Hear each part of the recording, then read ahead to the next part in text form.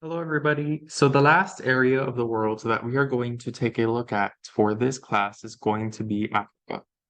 And we are going to look at the art from the Nok village of modern-day Nigeria first. We'll take a look at some terracottas there. And then we are going to examine art by the Djenné people of Mali. We are going to take a look at a mosque, which is the one you see on your screen, called the Great Mosque of Djenné. And then we are also going to look at some ceramic figurines. Lastly, we will take a look at some Christian churches built initially by the Zagwe people of Ethiopia around the 1300s.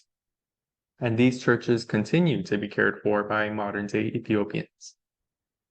So first, we are going to talk about the Nok culture of present-day mid to north Nigeria.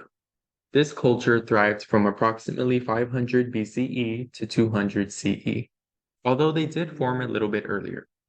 So the earliest known terracotta or fired clay sculptures of Nigeria are attributed to the Nok people. They get their name from the Ham village of Nok, and that is where their first terracottas were found. But they have since been found throughout burials in Nigeria, especially in the Abuja region, which is right south of Nok. And these sculptures that we will investigate are the earliest known terracotta sculptures of humans in sub-Saharan Africa. And we see a bunch of sculptures of fuller bodies, such as this figure on the left, and then we have some that are only heads. But they tend to have shared characteristics, such as their triangular eyes, their hollow pupils, and their expressive hairstyles, which we can note more so on the figure on the left. So sculptures of this kind would have been painted initially. They were first brought into the purview of Europeans in 1943 by Bernard Bagge. Local operations for tin mining in the 1900s uncovered many Nok terracottas, and a lot of them were buried under the earth, anywhere from 1 to 8 meters underground in burials. We do get some varied and stylized appearances of Nok ceramics, and this tells us that they were sculpted subtractively. And this means that sculptors had a block that they would carve as they worked, therefore subtracting from the sculpture. Usually, terracottas are formed via additive techniques, where clay is added onto a sculpture's artwork as they are creating, but not in this case. So once again, the Nok people created the first known productions of human heads and figures of humans and even animals in sub-Saharan Africa. We do have some life-size terracotta heads, and we'll take a look at one in this lecture, which were usually also part of a fuller figure.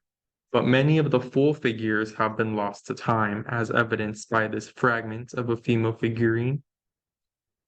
Again, these would have been buried with people, leading us to believe that they may have been depictions of those that they were buried alongside. And the reason for the Nok people's decline around 200 CE is not known, but it is marked by a steep decline in pottery production. So before we move forward with some examples, I do want to note now that a lot of these artworks continue to be unearthed and looted without documentation of the context in which they were buried. And of course, that has severely limited our understanding of these terracottas, right? Who were they buried with? And did that person have any other items similar to these that tell us more about who they are? We don't know for sure. But what we do know is that there are certain attributes to these terracottas that align with other West African cultures and the motifs on those ceramics that have persisted through time. So some of this can be noted in the hairstyles of the figurines. A lot of these hairstyles are iconic to African culture. Likewise, the proportion of the heads in relationship to the body in Nok figurines convey the head as this center of spiritual divinity. And we are going to see this in artworks by other West African cultures, such as the Yoruba, came later. So this is the first figurine on its own slide that we will be taking a look at, and he does demonstrate the fully developed Nok style. It's characterized here by his very finely detailed features, specifically his mouth, his beard, and his hairstyle.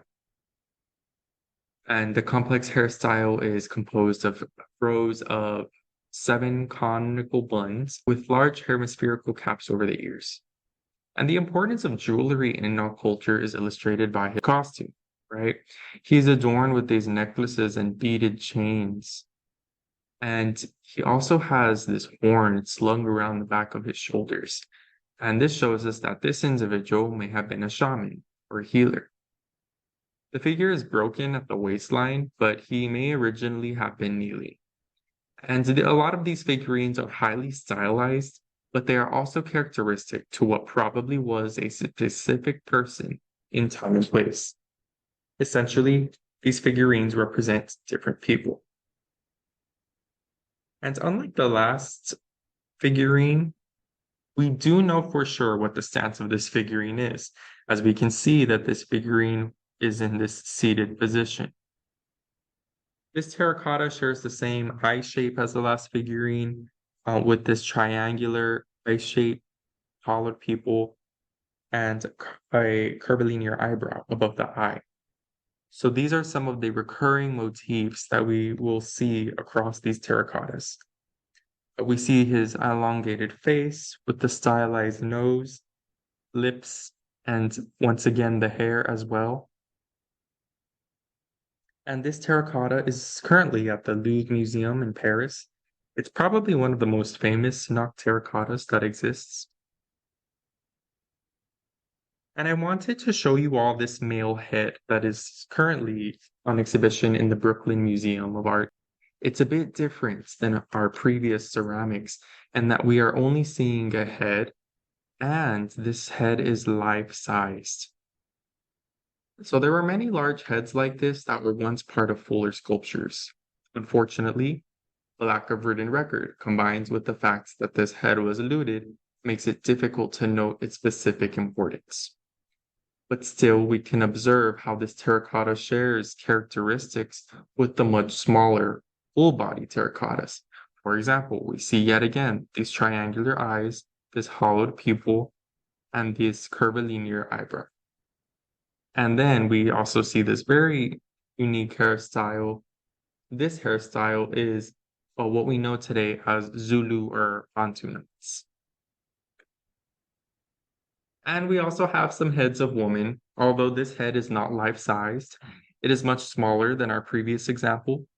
And the available images of this artwork are not the best, so I won't go into too much detail here. But I wanted to show you guys that females are also presented in full figurines and these standalone heads. Yale University has a whole collection of Nok terracottas. Due to a combination of factors, the university has wealthy donors. Of course, it is one of the top private schools in the entire country. And for that reason, Yale University Galleries has access to cultures that is rare for the majority of institutions. There are thousands of African artworks in this university's collection, and we can imagine that many of these works came into their collection under suspicious circumstances. And before we move on to the next culture, I wanted to talk about these animals very briefly. So we do get representations of elephants and animals such as cats on these terracottas. As you might remember from our Egyptian module, the Egyptians loved cats. Almost 2,000 miles away from Egypt, it looks like the Nok people did too. And of course, there would also be elephants nearby in this part of West Africa. And we see the elephant represented in Nok terracottas both in these heads and as reliefs of a full elephant. So northwest of the Nok people came the much later empire of Mali. We will not cover this entire empire, and that's because it does bleed into the post-1350 timeframe. Regardless, there are things made pre-1350 that survive and teach us much about ancient Mali, and particularly the Djenné Songhai people of Mali. These people flourished from the 12th to the 16th century, but they lived in Mali far before this as well, with evidence of their existence as far back as 200 CE. The formation of the Djenné civilization comes right around the time when archaeologists note the disbandment of the Nok people. So the Djenné people live in a site of the same name, and like any civilization, they need water, and they got their water from the nearby Niger River, located in West Africa's Niger Delta. And unlike the Nok culture, the Djenné people were influenced by outside religion, and we are going to talk about this in their artwork. The predominant religion here is Islam, and this happens due to the spread of Islam throughout the continent, the African continent, around the 10th and 11th centuries. So Islam is spread through military conquest, trade routes, and missionaries on the African continent and in Western Europe as well. And you may remember from the Islamic module how the Iberian Peninsula was once named Al-Andalus. So a lot of this region is going to be consisted of Islamic beliefs. And we're going to talk a little bit about the largest mud brick structure in the world, and it is the Great Mosque of Djenné. It's about 12 meters tall throughout, and then 16 meters tall in these minarets. The Great Mosque of Djenné was built by the 26th king of Djenné, King Khoi Khanbaro, and he reigned during the 13th century. King Korbaro utilized the local materials of mud and wood to build a place of Muslim worship. Again, it was by this time that Islam had taken over the nation as the main religion for about 200 years, and they wanted to make this structure to worship Allah. And this structure that we see today has been significantly modified from how it looked in the 13th century. It's been rebuilt multiple times, and it does need consistent upkeep, as all adobe and mud buildings do. If nobody replasters this building, then the exterior will melt when it rains.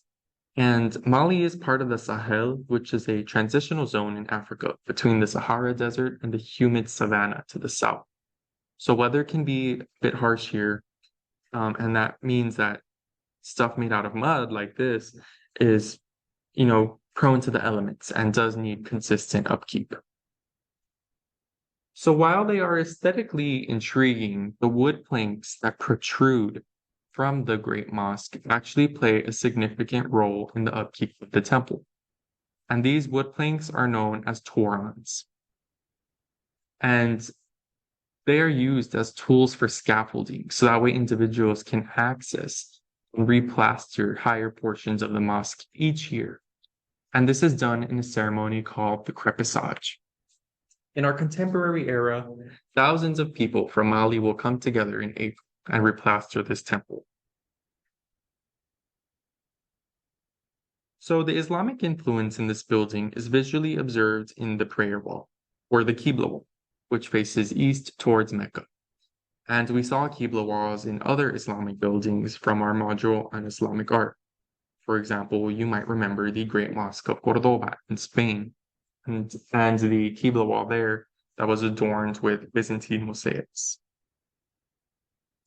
So this central wall is also the highest point of the mosque at, again, 16 meters tall. And we do see the 3 minarets here. I do speculate that these could be a bit taller if it weren't so difficult to keep them upright. Again, this is mud. And this temple does overall demonstrate how far back Islam is absorbed into African society.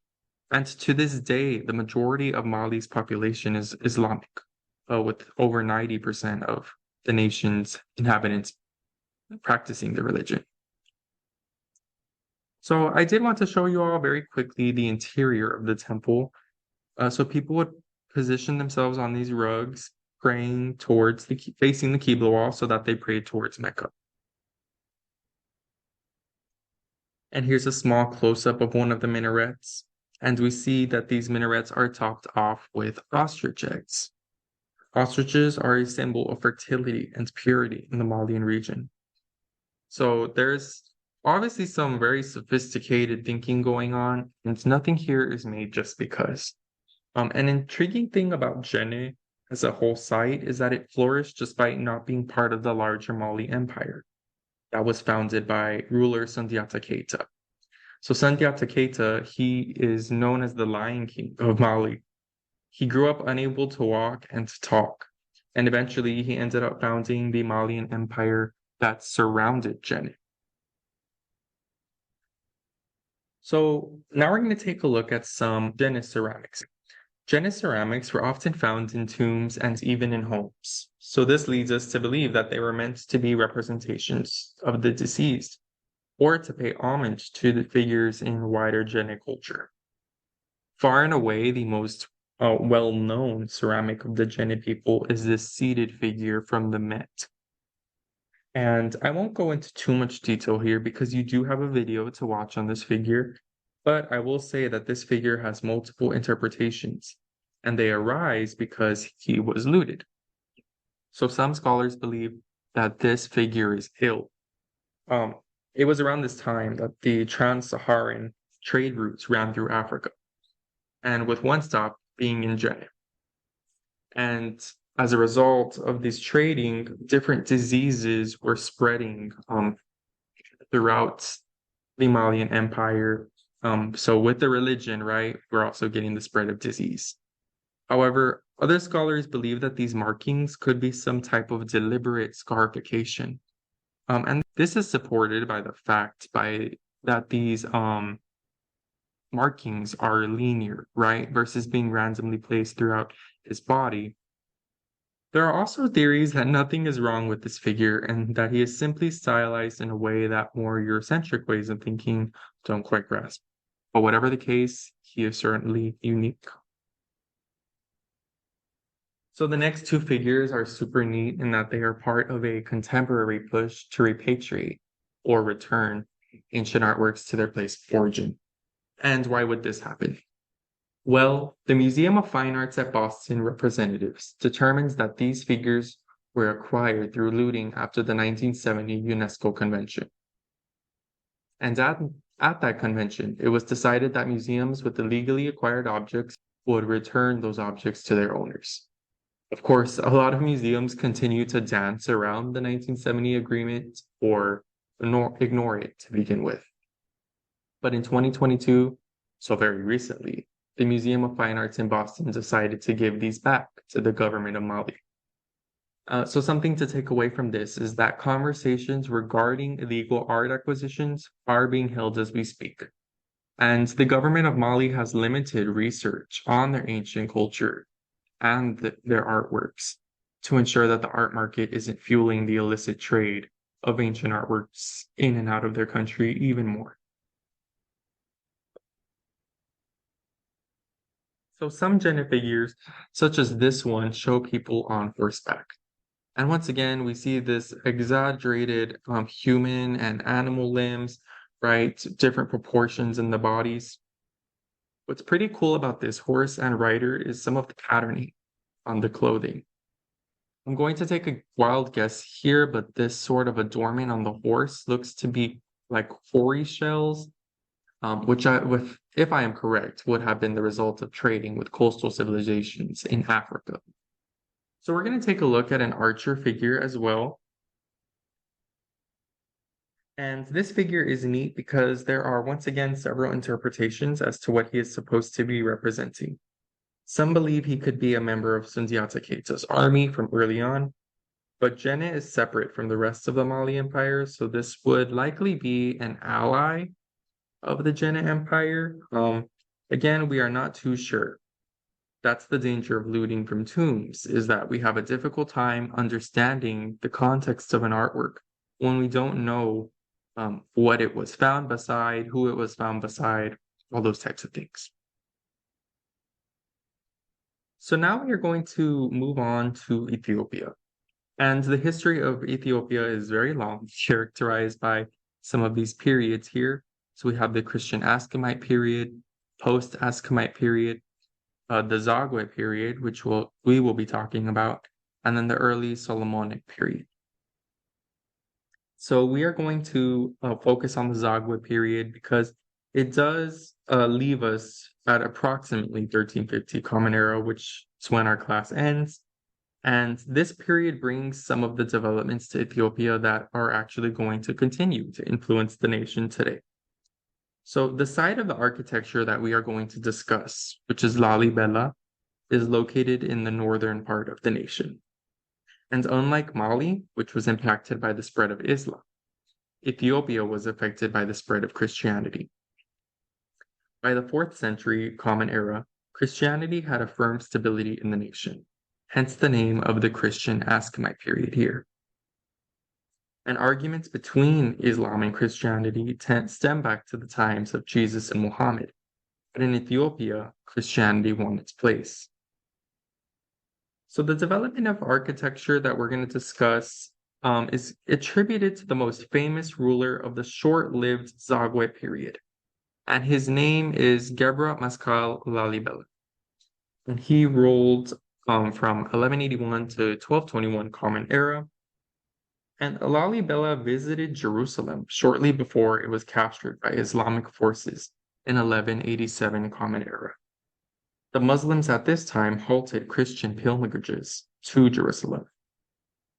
But Lalibela was inspired by Jerusalem's architecture, and he wanted to create a place, sort of New Jerusalem, in Africa, where Christians could gather amid the turmoil in Jerusalem. And so the idea for the Lalibela churches came to light. These churches were carved out from gigantic blocks of stone in the earth over 24 years. I'll explain this more, and it will make more sense in the next slides with visuals to accompany. So like other African civilizations that we have looked at this far, the Ethiopians worked with the resources around them to make these churches. They literally dug into the volcanic stone in the region and did the tedious work of carving into the earth, similar to the site of Petra in modern-day Jordan in the Middle East. So 4 of the 11 churches were freestanding, monolithic churches, and 7 of them were carved into the earth via a wall. So hammers and chisels were used to create these churches, with the largest being 109 feet long, 77 feet wide, and 35 feet deep. As it can be imagined, there were teams of people used to make these, and they are said to have been completed over 24 years. This is a lot of time and effort, but it does make sense when we think about how many people would have been working on these every day. So it would have been hundreds, if not thousands, right? A quick note here is that all of these monuments were connected via these passageways that were also carved into the earth.